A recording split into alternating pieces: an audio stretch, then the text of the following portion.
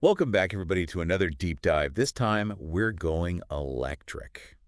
Sounds exciting. It is exciting, especially up here in Canada. Yeah. There seems to be this trend happening with all these EVs Yeah. getting into accidents. You know what I mean? I think I do, yeah. Like everybody's getting an EV now, and so naturally, more EVs on the road are going to Right. lead to more accidents. But we've got some pretty interesting data here from this new Mitchell International report. Oh, yeah. And that's why we've got you here, Yeah. our resident expert, to break it all down for us.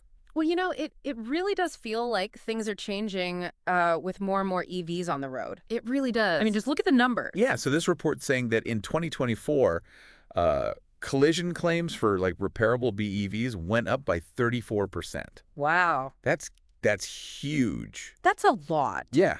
Like, what's going on? Well, I mean, like you were saying, a big part of it is just that there are way more EVs on the road than there used to be. So statistically speaking, you're going to have more accidents. No. But Right, and it's not just BEVs though, right? right. Like this report's also saying that claims for like mild hybrids, the MHEVs and plug-in hybrids are also going up. Like they're seeing a 24% increase there. Yeah. And sometimes people get confused about the different kinds of electric vehicles out there. I know. So it's worth breaking it down.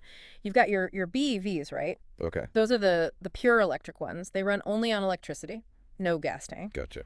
Then you have your MHEVs, which, that's your mild hybrid. They've got that small electric motor to help out the gas engine, but they can't actually run on just electricity. And then you have the PHEVs. Those are your plug-in hybrids, and those ones have a bigger battery, so you can actually plug them in to charge and drive on electric for a little while at least. Okay, so they're all a little bit different. Yeah, exactly. And Yeah. that might be part of why we're seeing these different trends in accident numbers. Interesting. Okay, so more EVs mean more accidents, but there's also the cost factor, right? I mean, I'm looking at this report and it's saying that the average cost of repairs, they call claims severity, that's also gone up for BEVs. It's like over $7,000 in Canada. Yeah, that's a pretty big jump. Why is it so much more expensive to fix these electric cars? Well, you got to think about it. It's a whole different animal than a regular gas car. You're dealing with, high voltage systems, all this complicated electronics, and they often use these really lightweight materials that need special care when you're fixing them. Oh, yeah. Like if you damage a battery pack, that could easily set you back like $10,000 Wow. to replace it. You need these special technicians and equipment that most regular repair shops don't have. $10,000 for just the battery pack. That's crazy. Wow. And speaking of costs, there's this thing called total loss frequency, right? So basically, how often these cars are totaled in an accident. And the report's saying that's gone up too for BEVs. Like it's almost 9% in 2024. Yeah, it seems like a lot, right?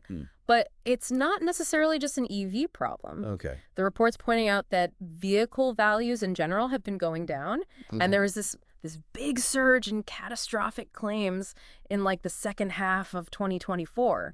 So it's hitting the whole auto industry pretty hard, not just EVs. So it's not that EVs are like more fragile or anything. It's just like a perfect storm of factors happening all at once. Yeah. Okay, so we've talked about Canada as a whole, but this report also breaks things down by region, and it seems like there are some interesting differences there too. Yeah, there definitely are. Like British Columbia, they have the highest BEV claims frequency at over 7.5%. Then you've got California at almost 6% and Quebec a little over 5.5%. And what's interesting is that both British Columbia and Quebec have been really pushing EV adoption. They've got these great incentives and their electricity is cheaper, so more people are driving electric there, like way more than the national average. So it makes sense that you'd see more accidents in those places. Exactly. Okay, so we got to talk about Tesla. Right. I mean, we're talking about EVs. Of course. Tesla's like the big name. And the report's saying that the Model 3 and the Model Y are at the top of the list for claims. Yeah, no surprise there, right? Yeah. I mean, those are some of the most popular models in North America. So more cars on the road, more chances for them to get into fender benders. Yeah, but hold on a second. The report also says that Model 3 claims actually went down from last year, while Model Y claims went up. What's up with that? Is it just that there are more Model Ys out there now? It's a good question, and honestly, I'm not entirely sure. We need to dig a little deeper into the data to figure that one out. Yeah, this is where it gets really interesting. It's like every EV model has its own story to tell, its own little fingerprint in the data. Totally. And if we can figure out why certain models have higher or lower claims frequencies, that could help us, design safer vehicles, educate drivers better, even improve our infrastructure. It's all connected. It's all part of the big electric puzzle. Exactly. It feels like we're only just starting to understand this whole thing. Yeah, it's like we're peeling back the layers of the onion here. Yeah. And realizing how much more there is to uncover. Exactly. Yeah. And it's not just about the cars themselves. Right. It's about the entire system around them, the roads, the repair shops, the insurance companies, Definitely. and the drivers. It all plays a part. Yeah, it's a whole new ecosystem. Like take the auto industry, for example. Yeah. As EVs get more and more complex, Right. we need a whole new generation of mechanics who really understand these high voltage systems and all these, complicated electronics. It's not your grandpa's oil change anymore. It's like mechanics are turning into EV specialists, like surgeons for electric cars. That's a great way to put it. I mean, think about replacing a damaged battery pack. Yeah. You need specialized tools, expertise, safety precautions. It's a whole different ballgame. And it's not even just about fixing them when they break down. Right. It's about preventative maintenance, too, making sure they run smoothly and safely. And what about insurance? I bet insuring an EV is a lot different than a gas car. It definitely is. Insurance companies are still trying to wrap their heads around it. The risks, the costs, the fact that repairs can be so much more expensive. And then there's the whole issue of battery degradation. Like, how do you factor that into a car's value over time? All these things are on the table as they try to figure out new policies and pricing models for EVs. So everyone's kind of learning on the fly here. Pretty much. And that goes for us drivers too, right? Yeah. What do we need to keep in mind as we navigate this electric revolution? Well, driver education's a big one. Yeah. EVs handle differently than gas cars. Well, they accelerate way faster. The braking is different, and they've got all these unique safety features that people need to understand. It's not just about learning to drive. It's about adjusting to a whole new way of thinking about driving. Yeah, like learning a new language. Yeah. The language of electric driving. Exactly. And as more and more people go electric, we need to think about our infrastructure, too. Do we have enough charging stations? Right. Are they conveniently located? Can our power grids handle the extra load? It's a massive systemic shift. It's like we're rethinking our whole relationship with transportation and energy. Yeah. It's pretty exciting to be a part of it. And the crazy thing is we're still in the early stages. The technology's changing so fast. Yeah. Consumer preferences are evolving, and the industry is learning as it goes. So we've got this rise in EV collisions, the complexity of repairs, the impact on insurance, the need for a whole new ecosystem to support it all. And then there are those fascinating model-specific trends we talked about, like those little clues that can tell us so much. Yeah, and the amazing thing is that all these trends are connected. They're all part of this bigger story of how EVs are changing our world. It really is amazing how it all ties together. It just goes to show you how complicated this whole shift to electric vehicles is. It's a lot more than just, trading gas for batteries. There's so much to consider. Definitely. Before we wrap things up, I want to go back to those Tesla numbers for a second. The Model 3 and the Model Y claims. Yeah. It seems like those could really tell us a lot about driver behavior, maybe even like regional differences in how people are using their EVs. You're right about that. Remember how we were talking about Model 3 claims going down and Model Y claims going up? What if that's because Model 3 owners have just had more time to get used to driving an EV? Like they've figured out the regenerative braking, the instant torque, all those little quirks that make EVs different. But Model Y drivers might be newer to the game, still learning the ropes. It's a really interesting thought.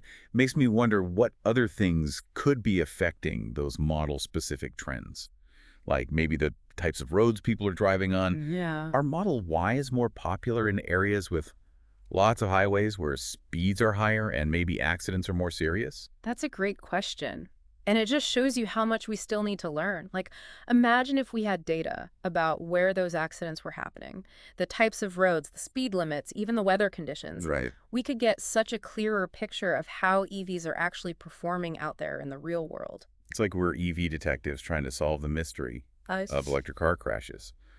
And the more data we have, the better we can understand what's going on and make smart decisions about how to make things safer. Absolutely. Whether it's designing better vehicles, educating drivers, or improving our infrastructure, data is key. So as we wrap up our electric vehicle deep dive, what are some of the big takeaways you want our listeners to remember?